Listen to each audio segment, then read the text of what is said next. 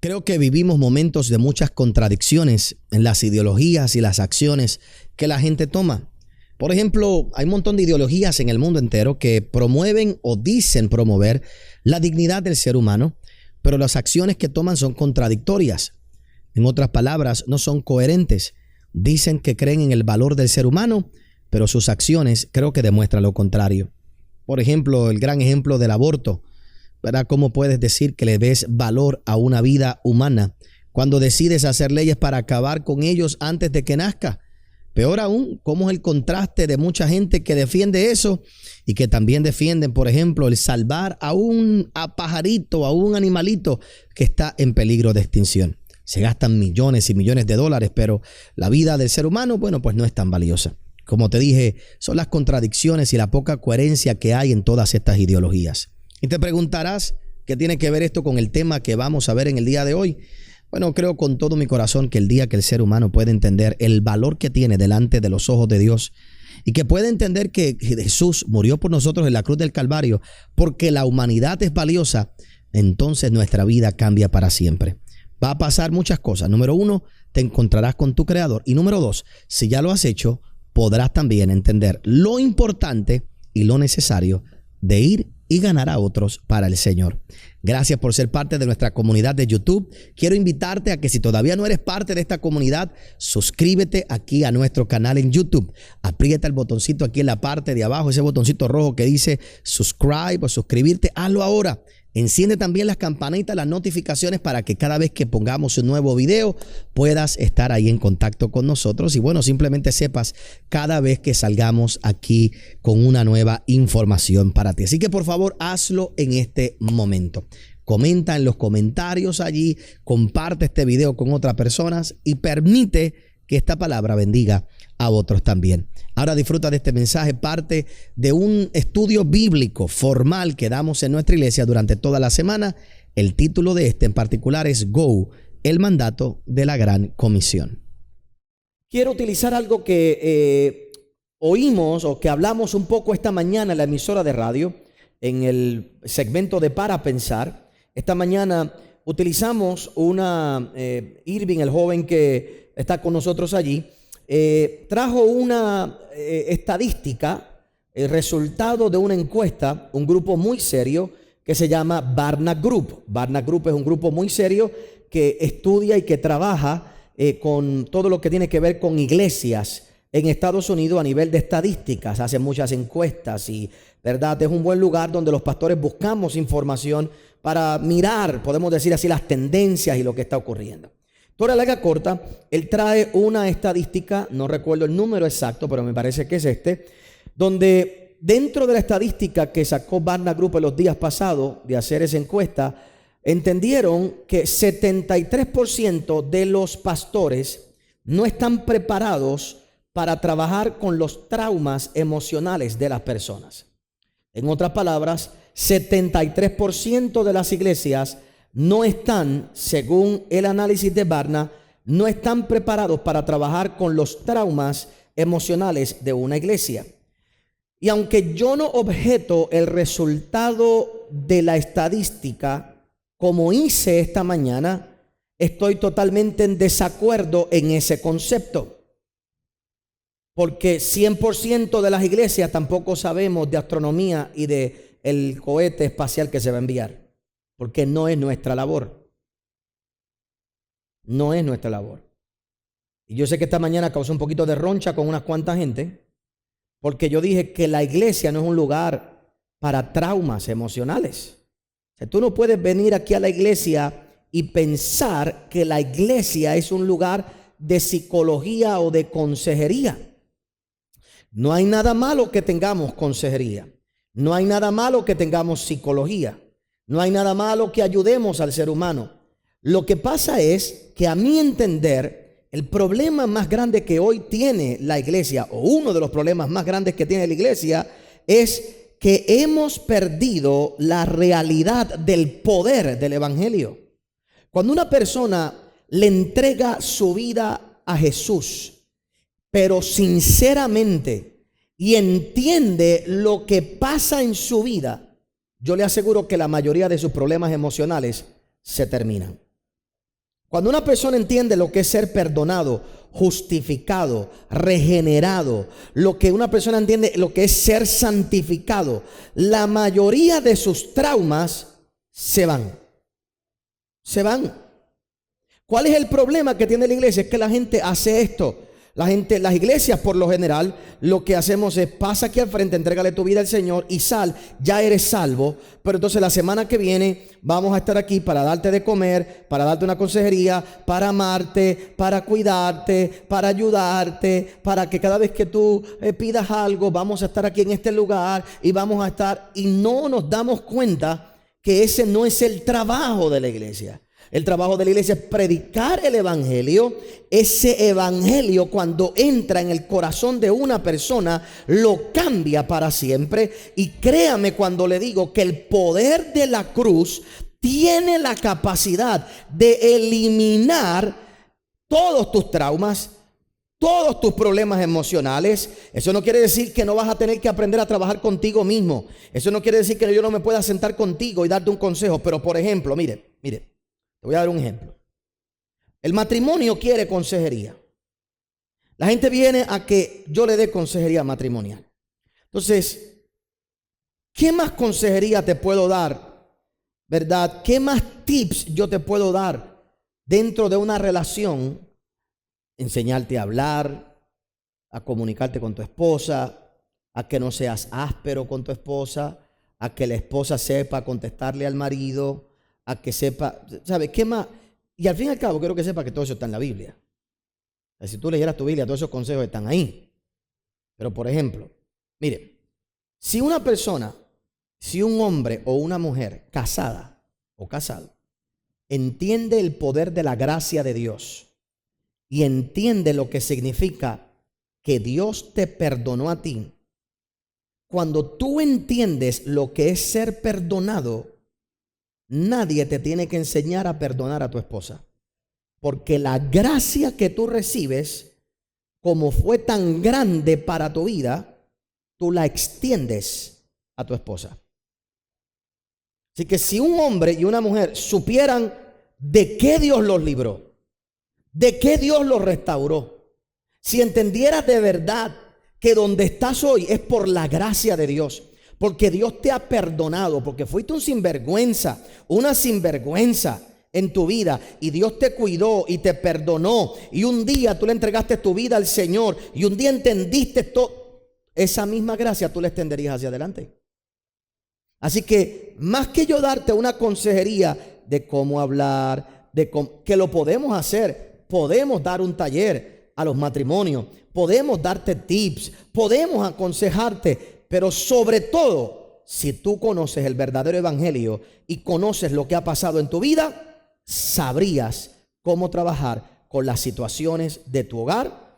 La gente que tiene hijos en problemas, yo entiendo lo triste, lo doloroso de tener problemas con nuestros hijos, en todo el sentido de la palabra. Pastor, pero las suyas se han quedado en su casa. Sí, se han quedado en casa, pero en un momento dado he sentido que están distantes.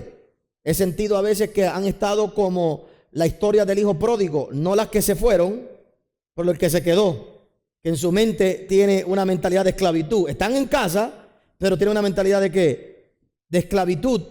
Entonces, ¿qué yo le quiero decir con eso? Si yo entiendo que la historia del hijo pródigo, más que cualquier cosa, es una representación del Padre Celestial amándonos a nosotros a través de su Hijo Jesús, sabría cómo trabajar con el hijo que se perdió, sabría qué hacer cuando regrese, y también sabría trabajar con el que está en mi casa, con el que está en mi hogar, que tiene esa mentalidad de esclavitud, y yo podría entender el poder del evangelio en la vida de mis hijos. No sé si me explico.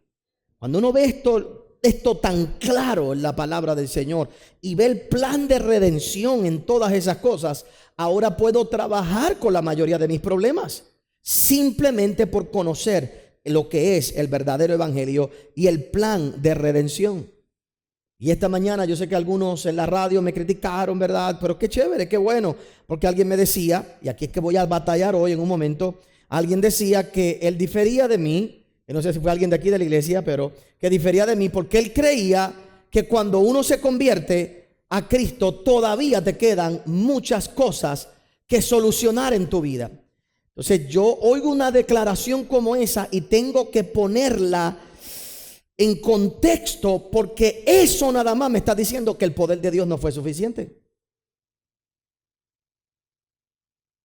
O sea, si cuando tú le entregas tu vida al Señor, todavía quedan muchas cosas que resolver en tu vida emocional, me estás diciendo que el evangelio no fue suficiente para resolverlo todo.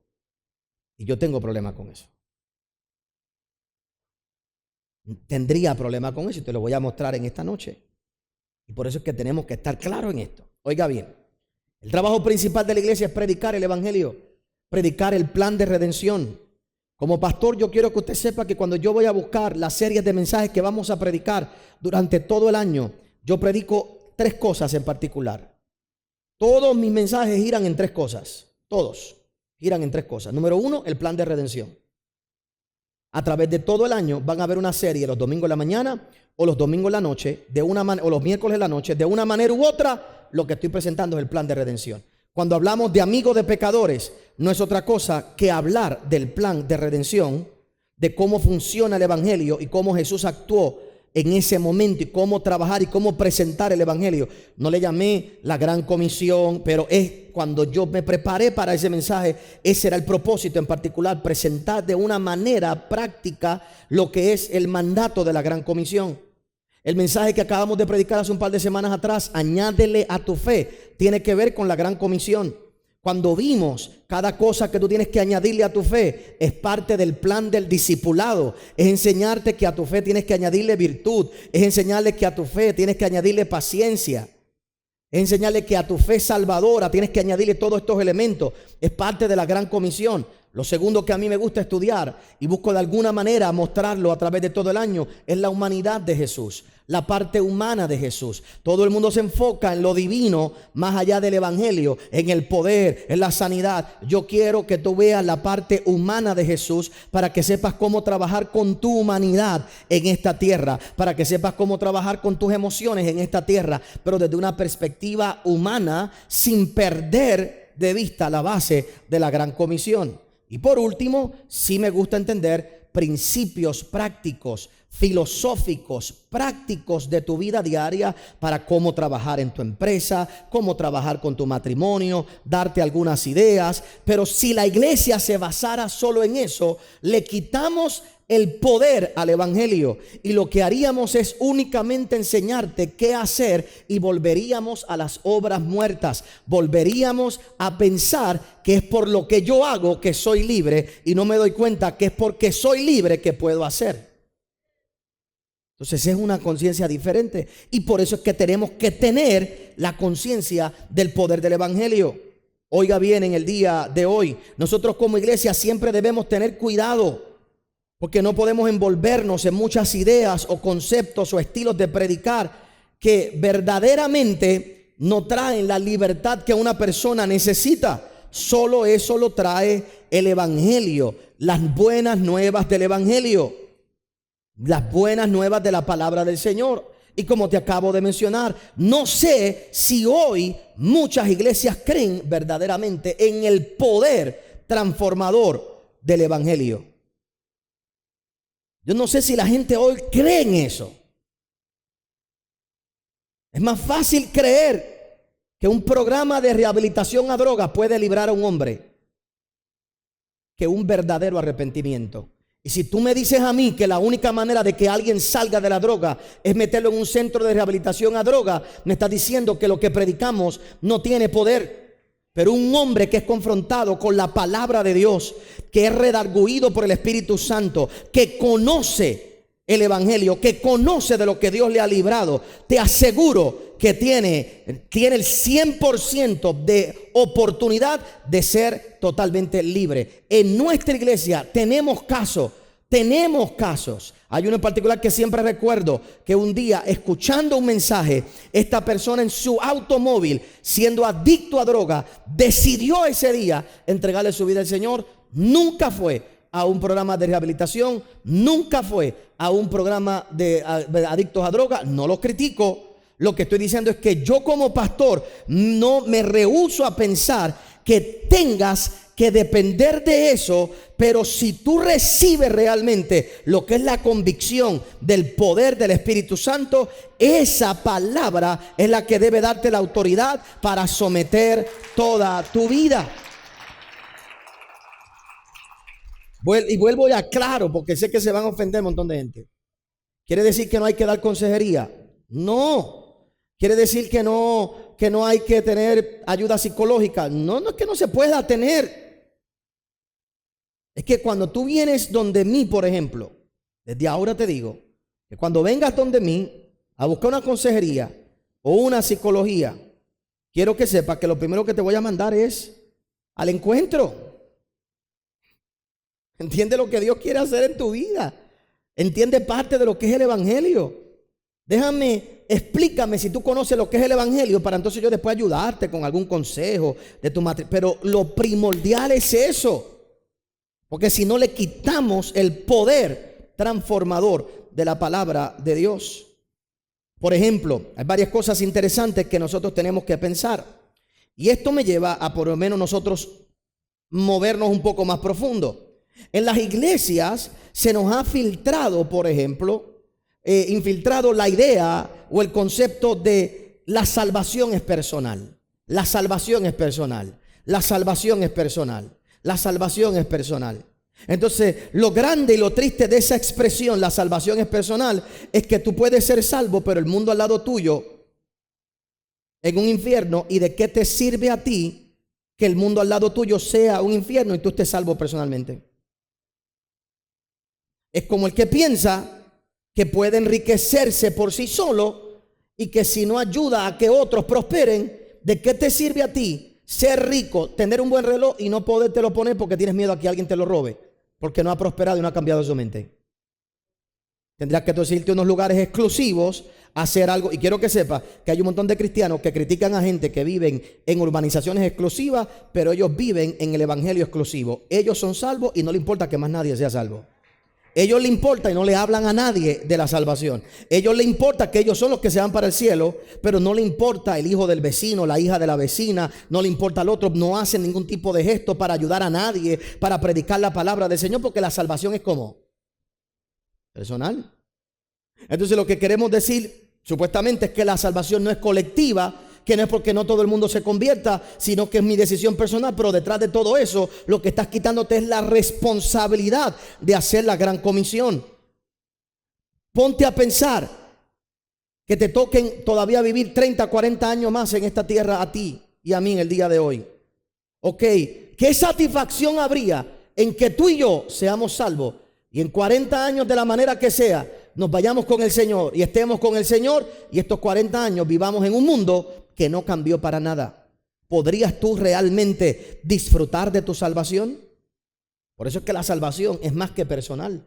La salvación es una obligación, es un mandato, es una orden de parte de Dios. Cuando una persona se salva personalmente, es el comienzo de tu gran comisión.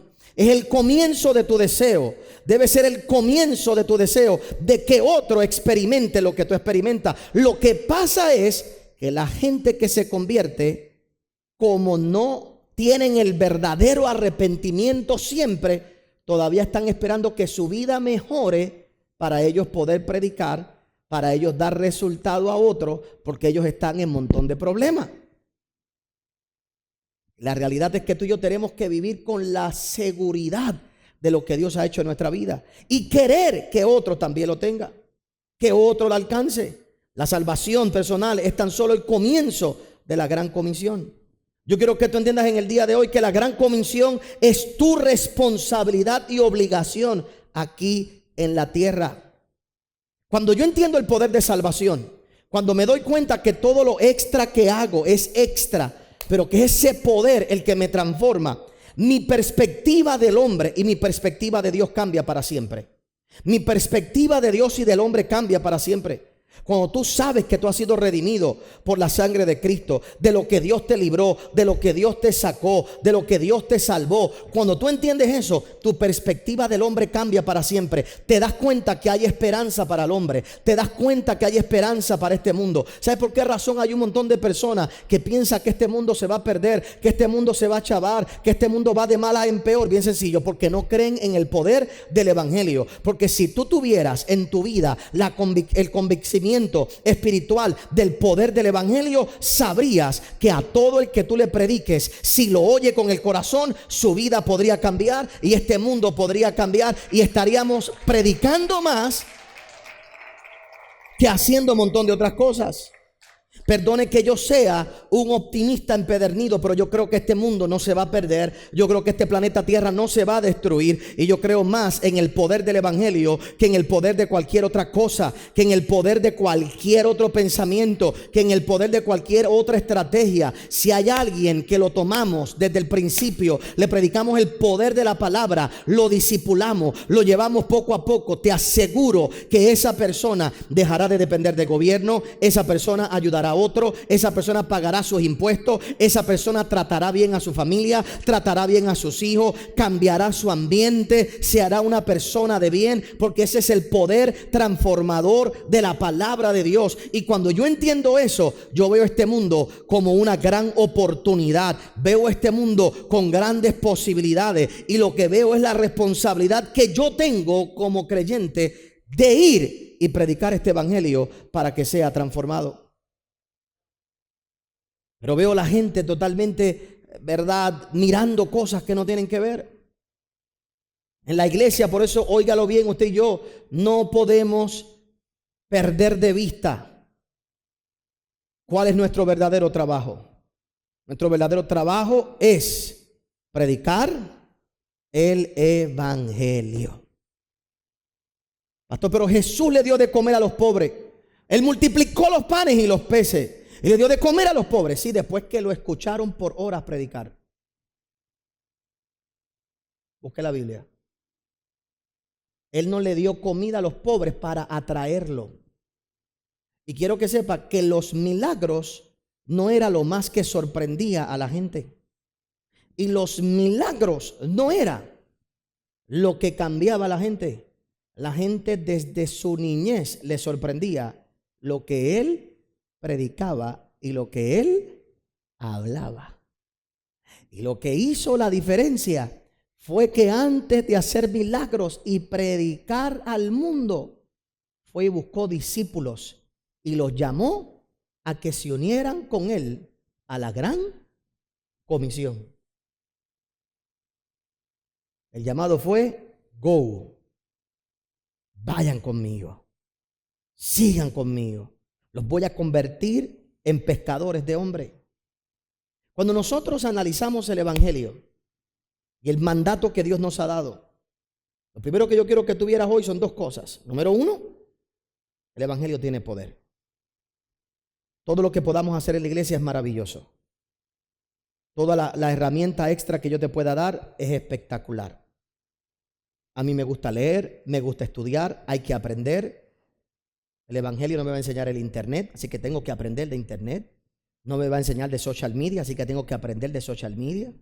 El evangelio me va a tener que enseñar a cómo trabajar. El evangelio me va a enseñar a trabajar con muchos pensamientos que hay en esta época, que tengo que estar pendiente de ellos por nuestros hijos, por nuestras hijas, por los que están a mi alrededor. Así que hay muchas cosas que tenemos que aprender. Pero hermano, nunca dude del poder transformador de una persona convertirse realmente.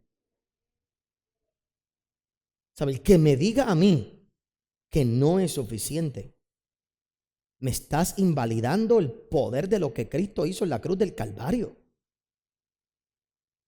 Que hay gente que le toma otro tiempo. Bueno, eso es otra cosa. Que hay gente que necesita ir a un programa, por ejemplo, pasar por el proceso. Sí, chévere, y que hayan los programas. Pero la verdadera transformación de esa persona vendrá el día que conozca a Jesús. Para siempre su vida va a cambiar. Lo segundo que yo quiero que tú entiendas es que la salvación no es algo, como por ahí se dice, meramente personal. Tu salvación es una responsabilidad. Tu salvación te dice a ti que tienes que ir afuera, que desde ahí comienza tu vida en Cristo verdaderamente para caminar y hacer lo que Dios nos ha pedido que nosotros hagamos. Y cuando una persona entiende lo que es y cómo es salvo, eso es lo que desea hacer con otros. Si entendemos esas dos cosas hoy, oiga bien, hay dos cosas más que yo quiero mostrarte de forma breve porque son muy profundas, pero que son importantes para lo que es el mandato de la Gran Comisión. Ya vimos el poder, ya vemos nuestra responsabilidad. Cuando yo entiendo el poder y mi responsabilidad, comienzo a ver dos conceptos muy importantes para la Gran Comisión. Número uno, el valor del ser humano. El ser humano tiene valor. Esta humanidad tiene valor. Esta humanidad vale. El hombre vale. Aún la iglesia ve a esta humanidad como un caso perdido. Aún muchos de los mensajes, lo que se predica es para que unos pocos se conviertan. Y no le vemos el valor al hombre, a la humanidad. Y cuando digo hombre, me refiero a la humanidad, no a varón y hembra, sino a la humanidad. No le vemos el valor a la naturaleza humana. Cuando nosotros miramos la historia del hombre, siempre ha habido una pregunta existencial. ¿Qué es el hombre? La gente pregunta, ¿qué es Dios? ¿Y qué es el hombre? ¿Qué es el hombre? Y el salmista se hizo esa pregunta. En el libro de Salmos capítulo 8, el verso 1 al verso 9 dice: Oh Jehová, Señor nuestro, cuán glorioso es tu nombre en toda la tierra. Has puesto tu gloria sobre los cielos. De la boca de los niños y de los que maman fundaste la fortaleza a causa de tus enemigos, para hacer callar al enemigo y al vengativo. Cuando veo tus cielos, obra de tus dedos, la luna y las estrellas que tú formaste, digo, ¿qué es el hombre? El salmista se preguntó eso. ¿Qué es el hombre para que tengas de él memoria? Y el hijo del hombre para que le visites. Le has hecho poco menor que los ángeles y le coronaste de gloria y de honra y le hiciste señorear sobre las obras de tus manos. Todo lo pusiste debajo de sus pies, ovejas y bueyes, todo ello, y asimismo las bestias del campo, las aves de los cielos y los peces del mar, todo cuanto pasa por los senderos del mar. Oh Jehová, Señor nuestro, cuán grande es tu nombre en toda la tierra. El salmista se pregunta y se contesta: ¿qué es el hombre? Cuando yo miro todo lo que hay en la tierra, cuando yo miro la creación, ¿qué está diciendo el salmista? Oiga bien, porque esto es bien importante. Para entender la gran comisión y el valor del hombre, el salmista está volviendo a Génesis, está volviendo a la creación, está volviendo al comienzo de todas las cosas. Y desde ahora te adelanto que tú no puedes creer en la gran comisión si no entiendes el comienzo del hombre, si no entiendes Génesis. Yo quiero que tú entiendas que la gran comisión no es un plan nuevo de Dios. El plan de Dios siempre ha sido el mismo: que su mejor creación, lo más grande, domine sobre esta tierra, tenga autoridad y dominio sobre esta tierra. El plan de Dios sigue siendo el mismo. Cuando Él puso a Adán en esta tierra, lo puso en un lugar para que Adán y Eva llenaran toda la tierra. Y todavía sigue el mismo plan. El mismo plan no es sacarnos de aquí hacia lo loco y que todo esto se pierda. Sigue el mismo plan desde el principio. Es el plan de que el hombre se levante con autoridad y con dominio. Y el salmista se cuestionó eso una vez y dijo: espérate, ¿qué es el hombre? ¿Qué es el hombre? ¿Qué es el hombre que le diste autoridad sobre esto? ¿Qué es el hombre que le diste autoridad sobre lo otro? ¿Qué le diste? ¿Qué es el hombre que hiciste esto, hiciste aquello? Cuando hicieron esta traducción bíblica, los teólogos no se atrevieron a traducir algo aquí en particular. Cuando dice ahí que lo hiciste poco menor que los ángeles, esa palabra ángeles no es correcta ahí. Esa palabra ángeles ahí en el original es la palabra Elohim. Lo hiciste un poco menor que Dios. Pero aún los teólogos no podían entender cuando tradujeron la Biblia que el salmista dijera: hiciste a Dios un poco menor, al hombre un poco menor que Dios.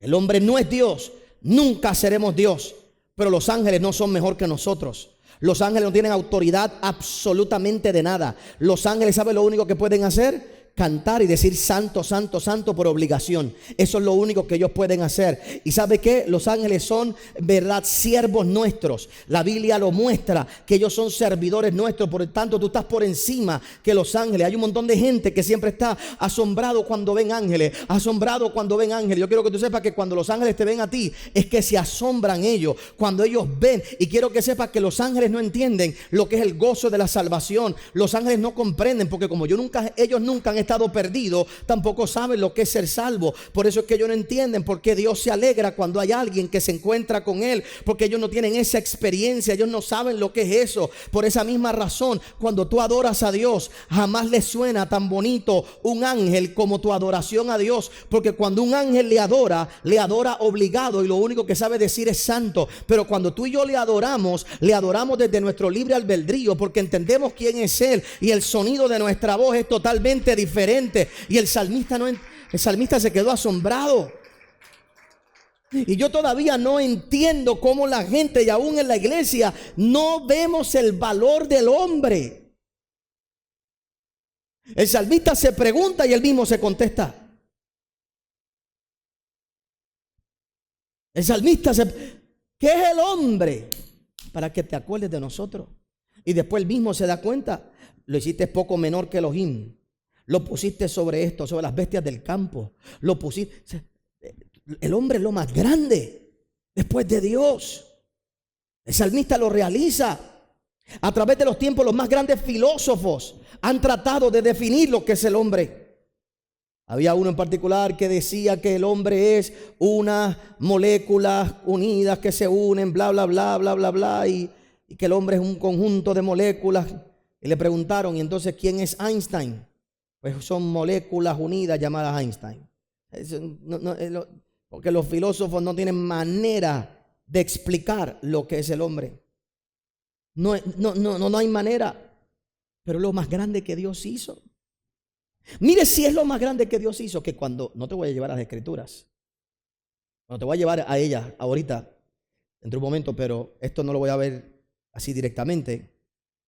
Cuando Dios dijo, sean los peces, sean los animales, sean las aves. Cuando Él habló en existencia toda la creación, hizo miles, todas las especies. Pero cuando fue a hacer al hombre, hizo uno. Imagínate, si tú eres especial desde el principio, que el ser humano, Dios hizo uno. De lo barato se hacen réplicas. Hazte un montón. El Señor se paró ahí y dijo, llénense ahora los cielos con peces. Perdón, los cielos con peces. Las aguas con peces, los cielos con pájaros. Llénense la tierra de animales. Y en cuestión de momento, ¡pum!, salieron todas las especies. Pero entonces dijo, hagamos al hombre. Y después hizo una Eva, un Adán y una Eva. Dios nos dijo, bueno, ya que lo tengo aquí acostado a él, vamos a sacar 3. Tuvo cuidado. Ahí nada más te demuestra lo especial. Lo especial. Mira qué interesante lo que dice Génesis capítulo 2. Pero voy a ir otro más profundo. Génesis capítulo 2, el verso 4 dice, estos son los orígenes de los cielos y de la tierra cuando fueron creados el día que Jehová Dios hizo la tierra y los cielos y toda planta del campo antes que fuesen en la tierra y toda hierba del campo antes que naciese, porque Jehová Dios aún no había hecho llover sobre la tierra, ni había hombre que labrase la tierra, sino que subía de la tierra un vapor el cual regaba toda la faz de la tierra. Entonces Jehová Dios formó al hombre del polvo de la tierra y sopló en su nariz aliento de vida, y fue el hombre un ser viviente. Ahora, lo que hemos leído la Biblia, sabemos que en Génesis 1 es cuando él dice, hagamos al hombre a nuestra imagen y semejanza. Pero el hombre no aparece hasta Génesis 2. ¿Por qué razón? Porque a los animales Dios los trajo a existencia por la palabra, pero a ti te formó con sus manos. O sea, yo lo que quiero es que tú entiendas lo especial del humano.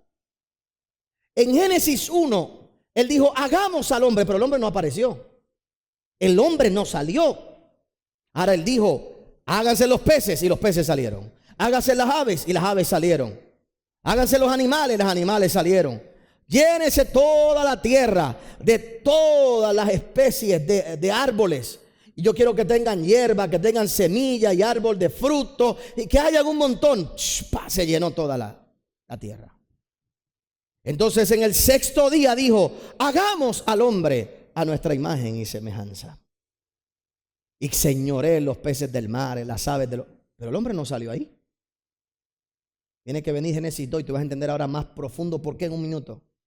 Y en Génesis 2, Dios forma al hombre. Mira, si el hombre es especial para Dios y la humanidad, y vuelvo y repito, cuando uso la palabra hombre me refiero a la humanidad. Mira, si la humanidad es tan importante para Dios, que tuvimos un proceso de 3 pasos. Número 1, intención. Dios en Génesis muestra la intención de crearnos. Génesis 1. En Génesis 2 nos forma. Génesis 2 nos forma. Y en Génesis 2 sopla aliento de vida sobre nosotros. No tan solo muestra la intención, no tan solo te forma, sino que no te dejó ahí como cualquier cosa. Sopló de su aliento, la Biblia dice del ruach, de su aliento de vida, sopló en ti.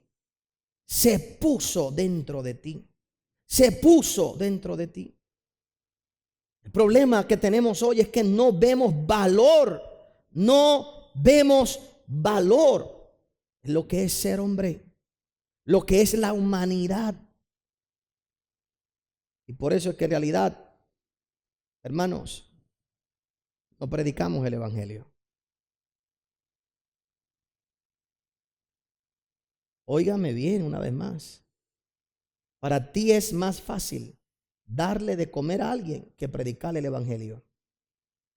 Pero ¿sabes por qué? Porque al darle de comer satisfaces tú tu ego. Pero si tuvieras valor en esa persona y vieras que esa persona puede salir de su necesidad, y tú vieras que esa persona realmente, si conociera al Señor, saldría de esa necesidad, tú, más que simplemente darle de comer, le predicarías el evangelio y le mostrarías cuál es el valor que esa persona tiene para Dios. Le pido a Dios que esta palabra te haya bendecido, que haya marcado tu corazón de manera especial. Y si todavía no te has suscrito a nuestro canal, hazlo ahora. Aprieta el botoncito rojo aquí en la parte de abajo, enciende las notificaciones para que puedas mantenerte al tanto de todo lo que estamos publicando constantemente. Escribe en los comentarios y comparte con otros. Queremos saber de ti. Siempre nos complace el poder llevar la palabra del Señor sobre tu vida.